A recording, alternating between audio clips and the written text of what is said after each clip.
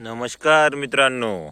तर तुमच्या मनात सुद्धा हा प्रश्न आहे की सुक्यावर बोवणी म्हणजे पेरणी आपण जे गव्हाची करतो त्याची उगवण क्षमता कशी असते, काय असते, किंवा पाणी करून पेरणं ही पद्धत किती सेफ असते. तर याच्यावरच आज आपला फुल डिटेल व्हिडिओ आहे. तर बघू शकता, हे तुमच्यासमोर जे गहू दिसत आहे, जे उगवून आलेलं आहे, हे जी पेरणी आहे ही सुक्यावरची आहे.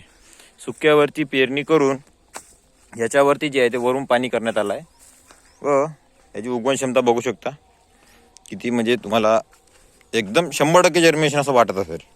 दिसून राहिलं ना, आणि 100% जर्मिनेशन झालं सुद्धा आहे ना.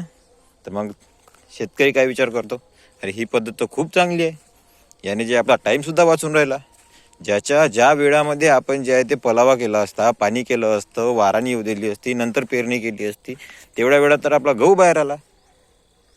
असंच आपलं म्हणणं आहे ना.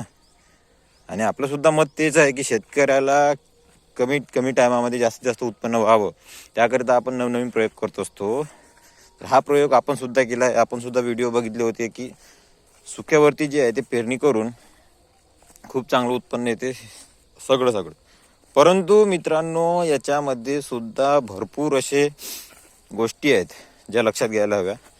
तर इथं तर तुम्हाला चांगल्या प्रकारे जे आहे ते उगवण क्षमता दिसत आहे, परंतु हेच शेत आहे. या शेताची तुम्हाला दुसऱ्या बांधीमध्ये दाखवतो काय कंडिशन आली हे बघू शकता. इथे भरपूर चांगल्या पद्धतीत आले. याचं कारण सुद्धा सांगेल तुम्हाला मी, का आलं का इथं का नाही आलं. तर बघू शकता, हे बघा इथे पेरणी दिसतंय तुम्हाला.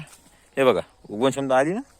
ठीक आहे, आता चला तुम्हाला दाखवतो उगवण क्षमतेचे रिझल्ट. सांगा इथं कुठे तुम्हाला गहू दिसत आहे. बघा, दिसून राहिलं गहू सेम शेत आहे. बघा, त्या साईडची पेरणी आणि या साईडची पेरणी काहीही फरक नाही. एका दिवशीची पेरणी आहे, दुसऱ्या दिवशीचं पाणी आहे, सारखं शेड्यूल आहे, दुसरं काहीही फरक नाही. फरक कुठे पडला तर जमिनीचा फरक पडला.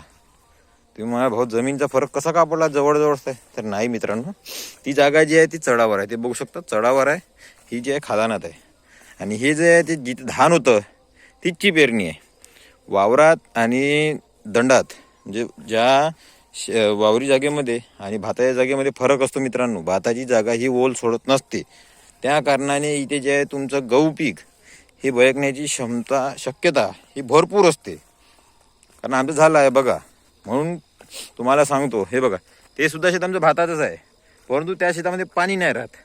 एकदम निचऱ्याची जागा आहे. जसं पाणी केलं त्याच्या तिसऱ्या दिवशी जे ते जागा जे वाराणी आली, त्यामुळे जे चांगली ग्रोथ झाली व निघून आलं. आणि इथे काय झालं की जे आपण पाणी केलं होतं त्या पाण्याने ओल एवढं पकडून ठेवलं जमिनीने की म्हणजे कोंब जे आहे ते अंकुरले. मान्य आहे आपल्याला, कोंब अंकुरले, सगळ्या गोष्टी झाले, परंतु तो कोंब तिथेच सडला. जास्त पाणी ओलावा असल्यामुळे तिथेच सडलं. तर जर तुम्हाला सुक्याची बोवणी करायची असेल तर कृपया ती वावरात वगैरे करावी, जिथे जे आहे लगेच पाणी केलं की दुसऱ्या दिवशी जे आहे तिसऱ्या दिवशी जे आहे ते पायठेवी म्हणा किंवा वाराणी येत असते.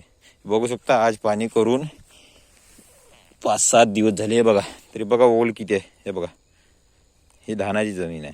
त्यामुळे ही चूक तरी तुम्ही नाही करा ही अपेक्षा करतो.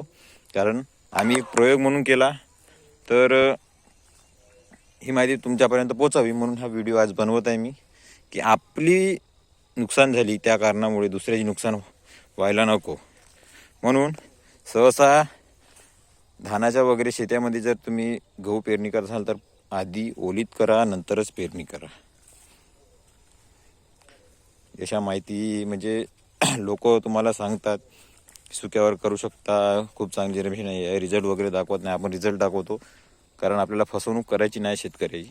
त्या कारणाने तुम्ही बघू शकता, म्हणजे 25% जर्मिनेशन आहे, 75%, 75% जे आहे जर्मिनेशन नाही झालेले आहे. तर आपण खचणार नाही आहोत, डबल पेरणी करणारच आहोत याच्यावर. उद्या किंवा परवा जे आहे ते पुन्हा पेरणी करणार आहोत म्हणून.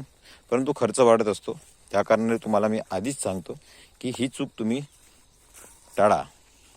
वावरात वगैरे करत असाल तर ठीक आहे, कारण आता शेतकरी, मॉडर्न शेतकरी काय करतो, यूट्यूबवर सर्च करतो, तिथे दाखवतात की सुक्याची जी पेरणी आहे ती खूप चांगली होत असते, खूप चांगली जर्मिनेशन येत असते.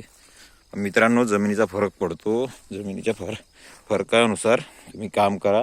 पंजाब वगैरे यासारख्या जमिनी म्हणजे वावरात ते गहू पेरतात, त्या कारणाने त्यांची उगवण क्षमता भरपूर चांगली आहे. ते सुक्यावरच बोवणी करून जे आहे ते पेरणी करत असतात. हे बघा, याला बघून कोणीही हे करेल. आता मी इथंच व्हिडिओ बनवून टाकू शकत होतो की सुक्यावर चांगली पेरणी होऊ शकते, पण त्याच्यानं फसवणूक झाली असती तुमची, म्हणून मी संपूर्ण व्हिडिओ दाखवतो. हे बघा, इथे सुद्धा जे आहे जर्मिनेशन खूप कमी आलं. हे बघा चढ जागेवर जर्मिनेशन झालं कारण तिचं पाणी निघलं. पण इकडं बघू शकता, अर्ध्यापासून जर पकडाल तर काहीही जर्मिनेशन नाही, काही नाही. डबल आम्हाला पेरणी केल्याशिवाय पर्याय नाही. म्हणून तुम्ही ह्या गोष्टी टाळा व पेरणी ही पूर्ण माहिती करून पेरणी करा. कारण त्याच्यामध्ये आपला वेळ जात असतो, आपला पैसा जात असतो. बियाण्याला म्हणा, ट्रॅक्टरला म्हणा, या सर्व गोष्टीला आपला पैसा वगैरे जात असतो. त्या कारणाने मित्रांनो, महागाई वाढली आहे. पूर्ण माहिती घ्या, तेव्हाच पाऊल समोर टाका. आम्ही आहोत तुमच्या माहितीसाठी, तुम्हाला सपोर्ट करण्यासाठी. तर भेटू अशाच नवीन माहितीसोबत पुढच्या व्हिडिओमध्ये. त्यापर्यंत चॅनलला सबस्क्राईब करून ठेवा.